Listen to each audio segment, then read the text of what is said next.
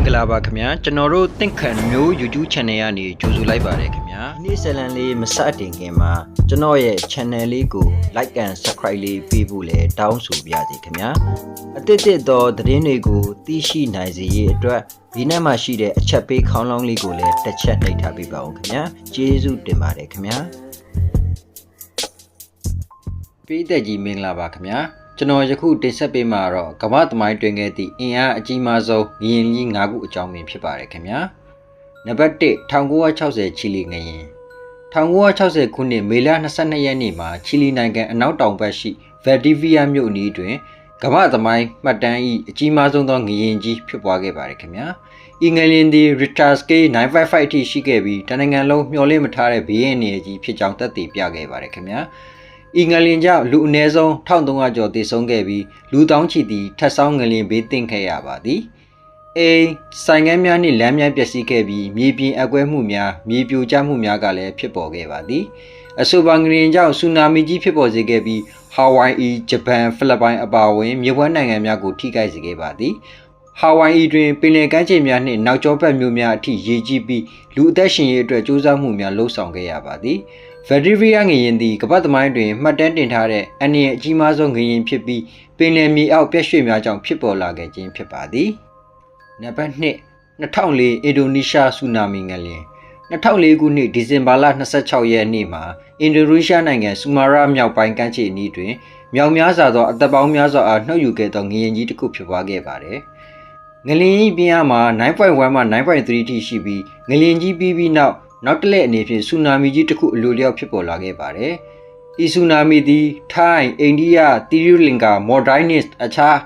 အာရှပစိဖိတ်နိုင်ငံ14ခုထက်ပိုသောနိုင်ငံများကိုထိခိုက်စေခဲ့ပြီးလူပေါင်း23သိန်းကျော်သေဆုံးခဲ့ရပါတယ်။များစွာသောအမျိုးသားအမျိုးသမီးများကလေးသူငယ်များဟာအသက်ရှင်လွတ်မြောက်ခြင်းမရှိဘဲရေကြီးရေရှမ်းမှုကြောင့်အသက်ပေးခဲ့ရပါတယ်။အဆိုပါဘေးအန္တရာယ်ကြီးသည်ကမ္ဘာသမိုင်းတွင်လူသေဆုံးမှုအများဆုံးသောသဘာဝဘေးအန္တရာယ်ကြီးဖြစ်သွားပါတော့တယ်ခင်ဗျာ။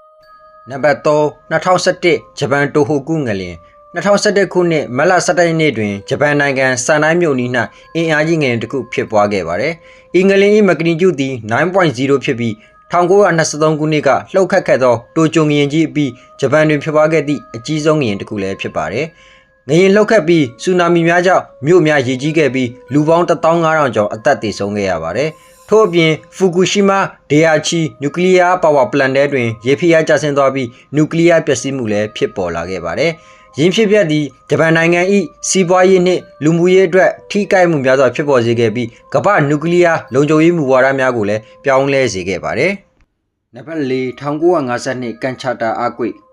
1952ခုနှစ်နိုဝင်ဘာလ4ရက်နေ့တွင်ရုရှားနိုင်ငံကန်ချာတာပနီဆူလာတွင်အင်အားကြီးဆုံးငလျင်တစ်ခုဖြစ်ပွားခဲ့ပါတယ်။ငလျင်၏မဂနီကျူသည် 9.0 ဖြစ်ပြီး၎င်းကိုSubduction Zone Area ၌ဖြစ်ပွားခဲ့ခြင်းဖြစ်ပါတယ်။ဒီအင်အားကြီးငလျင်ကြောင့် Pacific Ocean တွင်ဆူနာမီကြီးတစ်ခုဖြစ်ပေါ်ခဲ့ပြီးရုရှားကိုသာမကဟာဝိုင်အီထိရေကြီးမှုတွေဖြစ်ပေါ်ခဲ့ပါတယ်။ကံမကောင်းစွာနဲ့စစ်ရေးအုပ်ချုပ်မှုကာလဖြစ်တာကြောင့်ရုရှားဆိုရကသတင်းများအားလျှို့ဝှက်ထားခဲ့ပြီးလူသေဆုံးမှုအရေအတွက်ကိုတိကျမသိနိုင်ခဲ့ပါ။ဒါပေမဲ့အကြီးကျယ်သေဆုံးမှုနှင့်ပျက်စီးမှုများရှိခဲ့သည်ဟုသမိုင်းသုတေသနတွေမှာမှတ်တမ်းတင်ထားပါတယ်ခင်ဗျာ။နံပါတ်5 1964 Alaska earthquake North America's biggest earthquake 1964ခုနှစ်မတ်လ29ရက်နေ့မှာ Alaska ပြည်နယ် Prince William Sound တစ်ဝိုင်းမှာဖြစ်ပွားခဲ့တဲ့ငလျင်ကြီးဟာသမိုင်းတစ်လျှောက်၌ North America တွင်အကြီးဆုံးငလျင်ကြီးဖြစ်ခဲ့ပါတယ်။ Magnitude 9.2 နဲ့ဖြစ်ပေါ်ခဲ့ပြီးဤငလျင်သည်တနအီနီးပါးကြာမြင့်ခဲ့တဲ့မြေပြင်လှုပ်ရှားမှုကိုဖြစ်ပေါ်စေခဲ့ပါတယ်။ Anchorage မြို့နှင့်၎င်း Alaska ရှိတခြားမြို့နယ်များတွင်